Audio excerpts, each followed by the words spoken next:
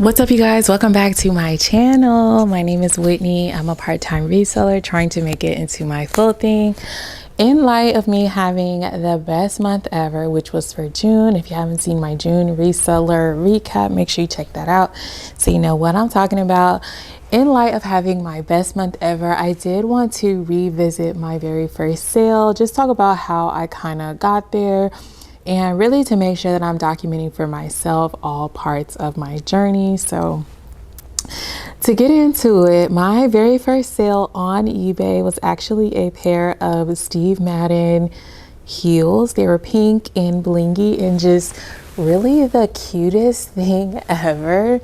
I don't have a ton of images because I can't, like, once an order is so old, you can't even like really revisit it all the way, but you guys can see those are my little shoes that I sold.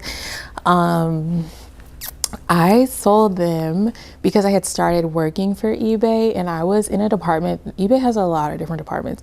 I was in the department that worked directly with sellers. So any like listing questions or fee questions or shipping questions that you had, you would be talking to me. And in part of like training and preparing for that role, we had to open an eBay account and list an item ourselves. We didn't necessarily have to sell it, but we did have to list it just so that we were familiar with the whole listing process and kind of understood what customers or like people over the phone would be talking about. So I listed an item. I listed those shoes because as tea as they are, they hurt my feet so bad. Like, I'm a good like 170, honey, and my toesy woesies sandals was eating me up. Like, they were so cute and I used to wear them, but yeah, they're just very painful now, and I literally cannot even last 30 seconds in them. Like, they just hurt. That little strap across your toes, killer. So I decided to list them because they were cute. I realized that they still had some kind of value even though I could no longer wear them. So I listed them. I listed them for $25. I remember specifically that I had turned offers off because no, I want you to pay $25 for my shoes. They ended up selling, and let me see if I can figure out how long it took. I don't think I'm going to be able to. Yeah. But they sold for $25. I stupidly turned on seller pays shipping, so like free shipping for the buyer. So I had $25 in shipping. I had to pay $6.34 in platform fees, $4.13, and that left me with $14.53. Thankfully, this was an item out of my closet, so that $14.53 was what I got to profit. But what a time. I remember still being in training and seeing the notification come across like on a little quick break, and I could not wait to get back and tell my class that my item had sold, and they were all really happy for me. I remember I had even so we listed our item, we moved on from that activity, and then a few days later we had just like some extra time, and so I was like, y'all, I was so green because literally just a few days had passed and I was already racking my brain trying to figure out why my item had not sold. Like, girl, you got to give some time.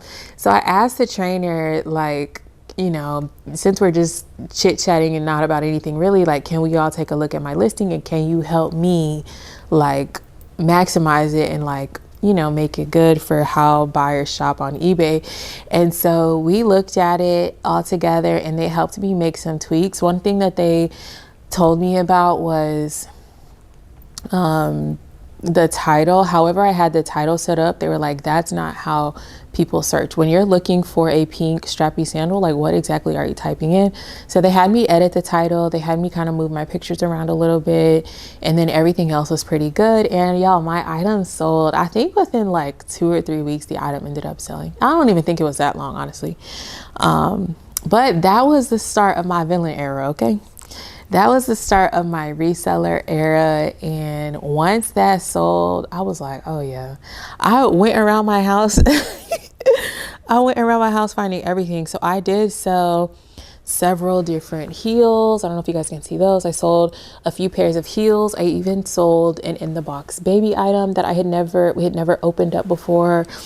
And so that's how I got my start on eBay, was like selling things that I already owned that I thought other people would buy. Even those pink heels that I listed, they were a little bit damaged on the heel.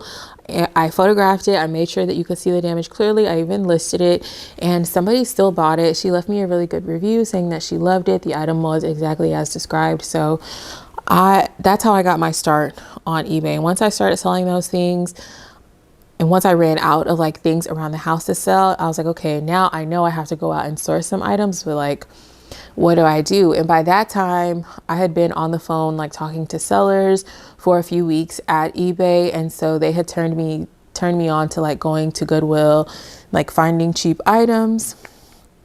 I'll never forget the first time I went into Goodwill, and at the time I was watching these two brothers, I think they're called like the Resell brothers, like two white guys selling, I think it was mostly like men's items, honestly, because I went into Goodwill and I bought 7 men's shirts, like a Nike shirt, a Texas A&M shirt, a couple of buttons ups, new with tags, a couple of button ups, new with tags.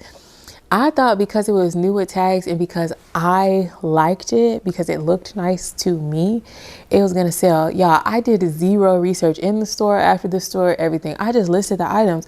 Come to find out, the shirts that I was excited about, trash. Basuda. Like, I should not have done that. 2 of the shirts that was new with tags, y'all, it was a damn Walmart brand. It was a Walmart brand, and there's nothing wrong with Walmart. Like, I realized that Walmart absolutely has a buyer and has a base, even if it's on eBay. But for what I paid for the shirts, like, it wouldn't have made any sense for me to buy those and try to sell them on eBay. I did no research. I don't think I sold not a one of those shirts for real, like not a single one. But I remember I bought 7 shirts for $35. I came home and I told my husband, I'm so excited, I got all these shirts. And y'all, I was over the moon. The Nike shirt was red. It had a stain on it that I couldn't get out. Something weird had happened. It was like the dry fit fabric, and the fabric must have like gotten overheated or something in one spot because it was like weird. It's like, y'all, I'm talking about, I didn't sell a single one of those shirts, but eventually I got better. Somebody on the phones, I'll never forget him, but he said he sold a Coca-Cola can for like $2,500 on eBay. And I was like, where did you find a Coke can? Like, how did you?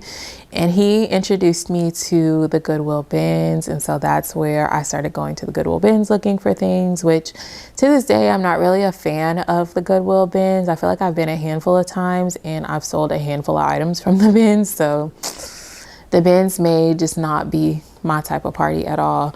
And I'm okay with that.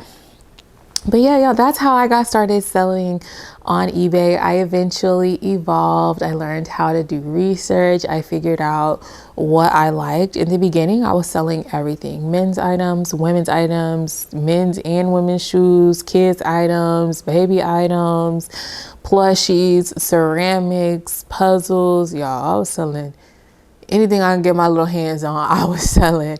And eventually I niched down into just doing women's items. I decided to niche down. I think everything stores are fine, but I decided to niche down because when it comes to lighting and photography, like when you picture your items, what your setup looks like is going to depend on what you're selling.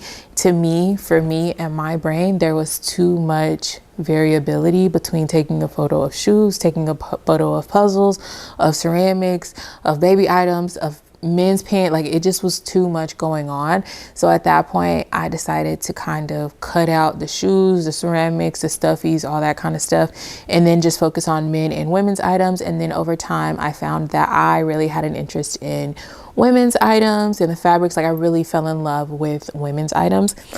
And so that's how I ended up just selling women's items. And I decided to just really become an expert in just this one arena instead of trying to kind of figure it out all the time.